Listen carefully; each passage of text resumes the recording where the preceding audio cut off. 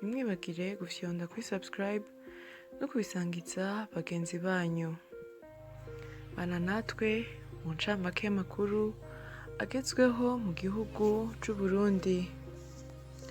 Umukuru w'igihugu c'u Burundi Evariste Ndayishimiye yashikirije gucegera c'umukuru w'ibanki y'isi yose Hafez Ghanem ajejwe Afrika y'ubuseruko ko Burundi bukeneye kuronka amahinguriro ahinyanyura ibivuye mw'isi canke n'ivyimburwa kugira buronke amahera mvamahanga. Ishirahamwe Regideso ryaraye risohoye itangazo imenyesha ko kuri uyu wa gatandatu igenekerezo ya 26 ruheshi umwaka wa 2021 kuva isaha 12 zo mu gatondo gushika isaha 6 z'umurango riza kuba ariko ritunganya ibikorwa vyo gusanura umuyagankuba ku nyubakwa nshasha y'ivyuma birungika amazi iri imbere y'ibitaro bikuru vya Ngozi. Ivyo bikorwa rero bikaza gutuma igisagara ca Ngozi hamwe n'amakomine ya Mwumba, Nyamurenza na Kiremba bataronka amazi. Abatwa bahurikiye muri koperative y'abadandaza ivyahinguwe n'amaboko be n'ibindi Kobani ikorera mu Giheta mu ntara ya Gitega bashikiriza ko batakibumba gusa inkono ahubwo bakora n'ibindi vyinshi vyiza kandi ngo bishobora kuratwa mu makungu. Ngo basigaye bahingura ibintu biteye igomwe bihurumbirwa na benshi harimwo n'abanyamahanga. Rero ngo umuntu mbere yo gushigikira leta mu mugambi wayo kurwanya ubumwanya, Epipode Kamana ayirongoye ashikiriza ko mu vyo bahingura bakora n'ibitekerezo bibora bikomeye cane bishobora gufasha abantu mu bikorwa vya misi yose, kandi ngo bakora n'ibindi nk'ibiseke, imigozi yo gutekera amafaranga ikoreshwa mu mabanki n'ibindi vyinshi. Kandi ngo nubwo bakora vyiza ngo ntibarashika ku rugero rushimishije bifuza. Rero ngo ababishoboye bobashigikira mu bijanye n'uburyo. Ikindi naco ngo nabo nyene ngo boza barashirwa ku ntonde z'abaja kurata ivyahinguriwe i Burundi nk'uko hari ayandi mashirahamwe yamaja kuvyerekana mu masabukuru yo mu bihugu vy'akarere. Umwe mu ntumwa zigize umugwi wo muri Afrika y'ubuseruko ujejwe uburovyi mu biyaga vyisuka mu kiyaga Victoria yashikirije ko abarovyi bakorera mu kiyaga Gweru, kimwe mu biyaga 8 biri mu ntara ya Kirundo, bagiye kuronswa ibikoresho vya kijambere kugira bakore hisunzwe amategeko ngo kandi umwimbu w'amafi wiyongere. Ivyo akaba bishikirije inyuma y'urugendo bagize ku biyaga vyo muri iyo ntara. Nayo uraba n'ibijanye n'uburovyi mu biyaga yashikirije ko ikiyaga Gweru arico gitanga umwimbu munini w'amafi kuruta ibindi biyaga vyo mu Kirundo. Umwimbu baronka mu biyaga ushika amatoni 5,000 ku mwaka, kandi amafaranga arenga miliyoni 80 ku mwaka niyo yinjira mu kigega ca komine Busoni aho ico kiyaga kiri. Mu gisagara ca Muyinga ibikorwa vyo gusambura amazu yubatse yegereye ibarabara rikuru musi y'imetero 6 vyaraye bitanguye kuja mu ngiro kuri wa gatanu igenekerezo rya 25 ruheshi. Bamwe mu bafise inyubako batanguye gusambura no kubika ibikoresho vyabo. Ngo birabavuna cane ariko ngo biteguye gukurikiza itegeko ya musitanteri wa komine Muyinga Misago Amede. Dutandukire amakuru y'inkino. Abanonotsi 3 bonyene nibo bamaze kumenyekana ko bazoserukira igihugu c'u Burundi muri Jeux Olympiques z'umwaka wa 2021 zizobera i Tokyo, ni mu gihe hasigaye ukwezi ngo izo nkino zibe.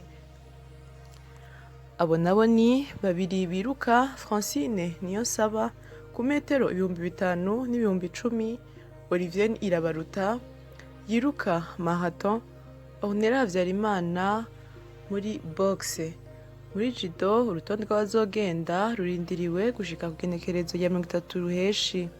Muboga naho ngo aracarindiriye ubutumire bwabo buva muri Federation Internationale. Abambere bakazofata indege izobatwara i Tokyo ku igenekerezo ya 17 mu Kakaro, aho hakazoba hasigaye iminsi 7 yonyene kugira izo nkino zitangure. Rero kubera ikibazo ca COVID-19 ngo ntibizokunda ko abakinyi bamara igihe kirekire, ngo bazotegerezwa gushikaho iminsi 5 imbere y'uko inkino zitangura. Ivyo bigashikirizwa n'umunyamabanga wa Komite National Olympique Salvatore Bigirimana. Ingingo yabwo nta kintu umuntu yovuga gishobora gusigura ibiriko biraba, atari uko kumbure mu gihugu hariho abantu bashobora kuba babona ko barengeye ubutungane, barengeye ingingo z'ubutungane. Tubibutse ko Germain Rukuki yari yaciriwe na sentare isubiramo imanza ya Ntahangwa umunyororo w'imyaka 32. Sentare ntahinyuzwa igisata ca Gasamburamanza gitegeka ko urubanza rwa Germain Rukuki rusubirwamo, niko guhanishwa umwaka umwe n'ihadabu y'ibihumbi 50. Akaba yaramaze mu munyororo imyaka irenga 4. Mu gisata cy'agateka kazi na muntu naho mu ntara ya Makamba muri komine Mabanda naho abantu 2 baraye bahagaritswe n'urongoye iperereza muri iyo komine kuri uyu wa 4. Imiryango yabo ikaba ifise amakenga y'ababo kuko gushika ubu bataramenya iyo batwawe. Nido na Delisia Kamikazi. Abo bahagaritswe ni Tayiganza Antigone yahagarikiwe ku mutumba wa Butaketwa, zone Gitara, undi ni Francine Niyonsaba ava kuri uwo mutumba nyene, ariko we akaba yahagarikiwe ku mugwa mukuru wa komine Mabanda. Bose bahagaritswe kuri uyu wa 4. Nkuko abayibonye babivuga ngo bose bahagaritswe na Mehowe Ntunzwe n'Imana arongoye iperereza mu ntara ya Makamba, ari kumwe na Serge Nibayubahe arongoye zone Gitara ya komine Mabanda. Ayo makuru akavuga ko bose baciye bajanwa n'imodoka y'uwatwaye iperereza mu kibanza kitaramenyekana. Abegereye umuryango wa Antigone Ndayiganza bakavuga ko yoba yahowe mukuru we yigisha ngaho nyene, uwo nawe ngo akaba yararushe arataromoka. Aho ni mu gihe ariko arahigwa buhongo n'ubwako rwa CNDD-FDD imbonera kure hamwe n'iperereza, ngo akaba yahungiye ahantu hatazwi. Uwo mupfasoni nawe asanzwe afise umugabo w'umusirikare yahoze mu gisata ca kera, ngo bakaba bataramenya ico azira.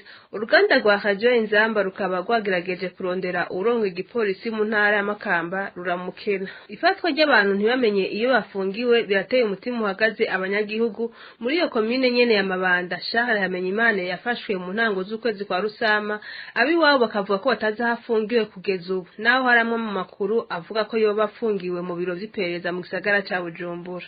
Mu makuru ajanye n'imibano naho ibintu bibandanya kumera nabi mu ikambi y'abateshejwe izabo muri site ya Gasenyi, zone na komine Rango mu ntara ya Kayanza. Abakozi ba leta hamwe n'abakiri bato baratewe amakenga kubona ari patiri mukuru hamwe n'icegera ciwe bashaka kubirukana muri ico kibanza. Ariko rero ku ruhande rwa paroisse barahumuriza ko badashaka kubirukana, ariko ko badashirikiye akagwi kugwaruka ruhungabanya umutekano muri iyo site, inyuma yaho gashwiragije abakirisu bariko baraca imikobeko. Ni nkuru tubaza Valerie Muco. Kuva ku munsi wa gatandatu uheze, igihe hadutse amatati hagati ya bamwe mu baba muri site ya Gasenyi iri muri komine ya Rango, n'ubu haracari ukutarabana ryiza.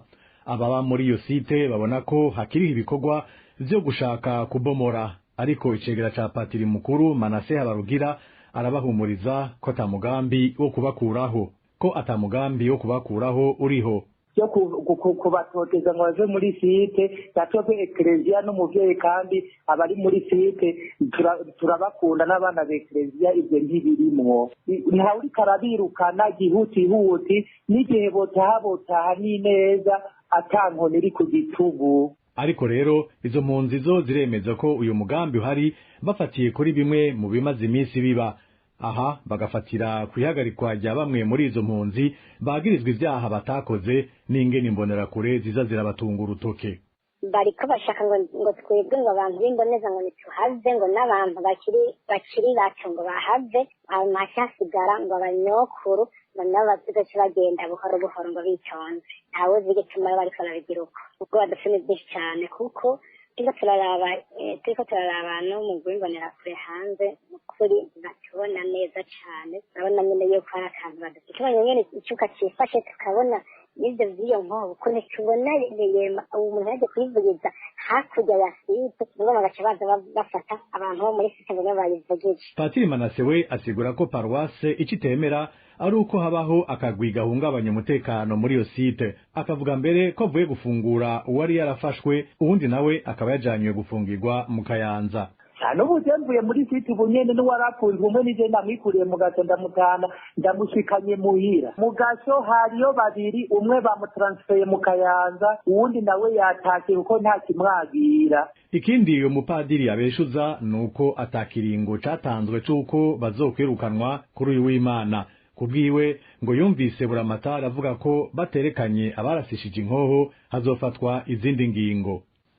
Radio Inzamba muriko murakurikira amakuru tuyabandaniza mu kanya mu gisata c'amagara y'abantu.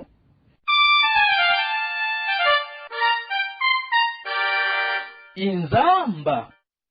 Impunzi z'abarundi ziba mu gihugu c'Ubuganda mu ikambi y'impunzi ya Nakivari zirahagaritswe umutima n'ikiza ca coronavirus kiriko kiratigisa inganda muri ico gihugu.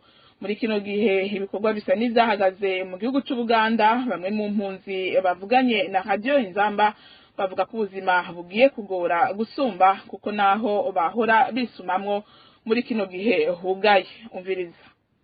Nk'abandi bose natwe ntibiba bitworoheye kubera kuguma mu rugo n'impunzi tuba tugerageza kurondera ubundi buryo bwo gusahiriza duhera abadoha na burya tuba turi ari dukeyi. Rero ubwoba kuko iki kiza ubu gisa n'icyazanye ingufu nyinshi kuruta ubwa mbere, ariko twebwe uko tubigenza nyine nta kundi tugira kujya turakurikiza amabwirizwa yo kwirinda coronavirus.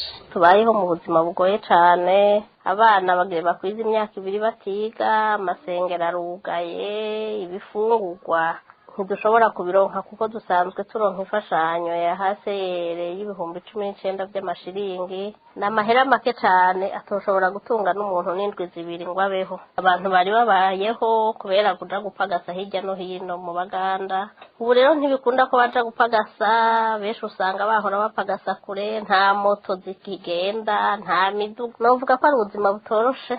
Impunzi zigenda ziratembera n'amaguru mugabo ku hantu basanzwe batabakorera abantu benshi amabutike arugurura kuva mu gatondo gushika saa 11 mugabo abantu bose bakaba bategerezwa kuba bambaye agapfukamunwa. Rero muri ico gihe ariko naho harimo ibibazo byinshi kuko hari abapolisi benshi ahantu hose hashobora gutonda abantu naho baba ari kuvoma amazi bateza kuvoma hagenda havoma umwe ku buryo atamuntu ashobora kwegera n'uwundi. Mu karere ka Afrika y'ubuseruko abantu barenga ibihumbi 4 baramaze guhitanwa n'ikiza corona 19 ku barenga ibihumbi 270 banduye. Igihugu ca Kenya nico kiza kwisonga n'abarenga ibihumbi 3 bitavye Imana, mu gihe mu Burundi ubushikiranganji bw'amagara y'abantu bwemeza ko hamaze gufa abantu 8 gusa bahitanwe n'ico kiza. Ibiro vy'ishirahamwe mpuzamakungu rijejwe ivy'amagara y'abantu OMS muri Afrika bumenyesha ko haje ubwoko bugira 3 bw'ikiza corona 19 bwandura gusumvya ubuhasanzwe. Ubwo bwoko obushasha bumaze kwigaragaza mu bihugu bishika kuri 14 ku mugabane wa Afrika. Nido na Josine Kaze. Mu gihugu c'u Burundi kugeza kuri no wa gatanu ubushikiranganji bujejwe amagara y'abantu bumenyesha ko ku bantu ibihumbi 5,334 bamaze kwandurikiza COVID-19 hamaze kwitaba Imana abagera ku 8 gusa. Mu gihugu kibanye c'u Rwanda hamaze kwandura abantu bagera ku bihumbi 34, muri abo 402 baritavye umuremyi. Mu gihugu ca Tanzania naho abantu 509 nibo bamaze kwandura ico kiza, 21 bakaba baritavye Imana nkuko abaramutswa ico gihugu bavyemeza. Kenya nico gihugu kiza imbere mu kwandura ikiza corona, abantu bagera ku bihumbi 3 baramaze gupfa mu barenga 1,180 banduye. Muri Uganda hoho ibitigiri vy'abandura vyarengeje biduga ku munsi bageze ku bantu 40,000 bamaze kwandura, muri abo 334 baramaze gupfa muri izi ndwi 3 ziheze. uheze igitigiri c'abitaba Imana cavuye kwijana ku munsi kija ku gihumbi n'amajana indwi. Mu gihugu ca Sudani y'Amajepfo hoho hamaze gushengera abagera kwijana na 15 ku bihumbi 10 vy'abanduye. Muri rusangi rero abantu ibihumbi 4,418 baramaze guhitanwa n'ikiza COVID-19 mu karere ka Afrika y'ubuseruka ku bantu barenga ibihumbi 270 banduye. Turetse ivyo bitigiri vyo mu karere ka Afrika y'ubuseruko, ibiro vy'ishirahamwe mpuzamakungu rijejwe ivy'amagara y'abantu OMS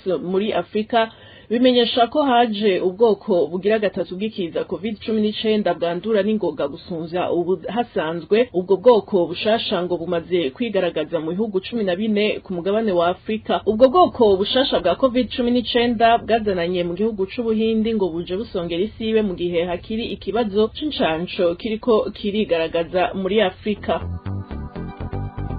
Aha niho amakuru twariko turabashikiriza agarukiye. Nkabashimiye mwebwe mwese mwari muduteza abiri, bakoze bagenzi bacu batorokanije aya makuru kugeza aho muyumva. Hadiyo Inzamba tubifurije kuroranirwa aho iwanyu no mu